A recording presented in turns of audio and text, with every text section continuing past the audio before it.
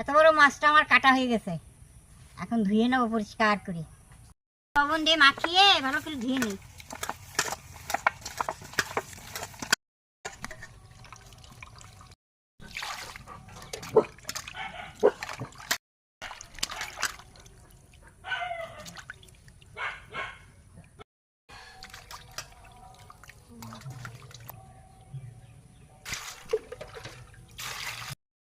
মাছটা খুব ভালো, টাটকা আছে, কত সুন্দর।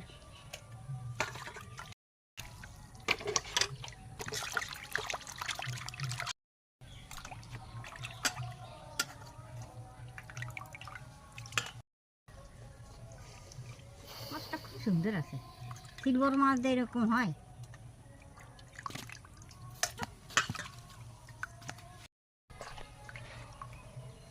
আর মাছ দেওয়া হয়ে গেছে, কি দিয়ে রান্না করি তোমরা ভিডিওটা দেখো।